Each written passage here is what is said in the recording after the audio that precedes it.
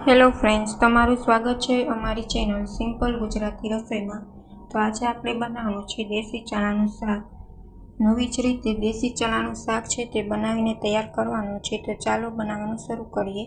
તો દેશી ચણાનું શાક બનાવવા માટે સૌથી પહેલાં અહીં મેં 1 બાઉલ જેટલા દેશી ચણા છે તેને ઓવરનાઇટ સુધી મેં પલાળીને રાખ્યા હતા અને ચણા છે તે સારી રીતના આપણા પલળી ગયા છે। હવે આપણે આ ચણાને 5 વિસલ કરીને બોઇલ કરી લઈશું। તો અહીં મેં કુકર લઈ લીધું છે। હવે તેમાં આપણે ચણા છે તે એડ કરી દઈશું અને 1 ચમચી જેટલું મીઠું એડ કરી દઈશું। મીઠું એડ કરવાથી તમારા ચણા છે ને તે સરસ બોઇલ થઈ જાય છે અને ચવડ પણ બિલકુલ નહીં થાય, એકદમ સોફ્ટ રહેશે। હવે આપણે ચણા ડૂબે તેટલું પાણી એડ કરી દઈશું।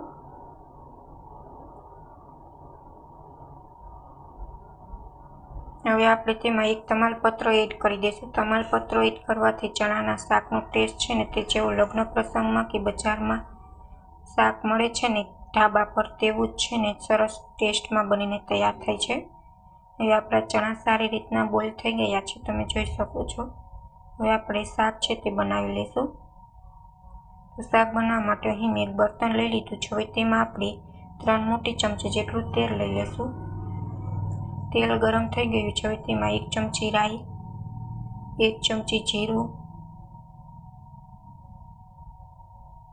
મીઠો લીમડો, અડધી ચમચી હિંગ, 1 ચમચી હળદર, 1 ચમચી ધાણા જીરું પાવડર અને અડધી ચમચી જેટલો ગરમ મસાલો એડ કરી દઈશું। હવે અહીં મેં કાંદા સુધારેલ છે તે એડ કરી દઈશું। અહીં મેં કાંદા અને ટમેટા છે તે સુધારીને જ લીધા છે। અહીં તમારે જો ગ્રેવી કરીને લેવી હોય તો તમે ગ્રેવી પણ એડ કરી શકો છો। હવે કાંદા તેલમાં સારી રીતના સતળાઈ ગયા છે। હવે આપણે ટામેટા એડ કરી દઈશું અને આ ગ્રેવીને આપણે તેલમાં સારી રીતના સાતરી લઈશું।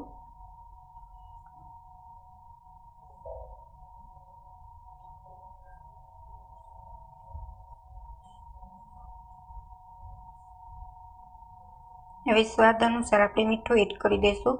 ગ્રેવીના ભાગનું જ મીઠું એડ કરવાનું છે કે ચણા બોઇલ કરતી વખતે આપણે મીઠું એડ કર્યું છે।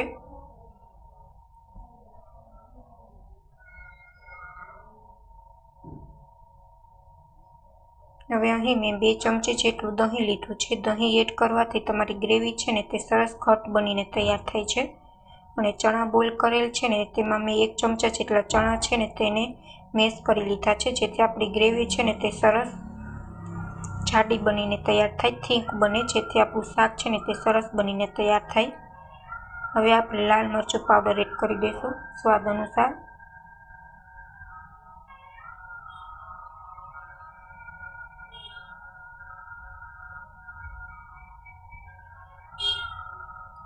હવે આપણી ગ્રેવી છે તે સારી રીતના સતળાઈ ગઈ છે। હવે આપણે ચણા બોઇલ કરેલ છે તે એડ કરી દઈશું।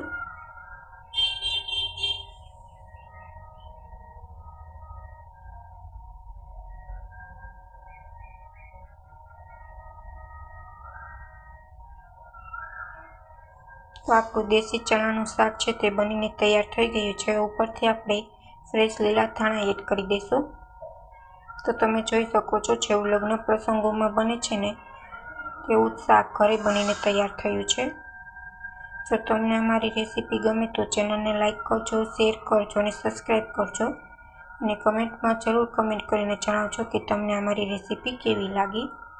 Thank you for my watching video.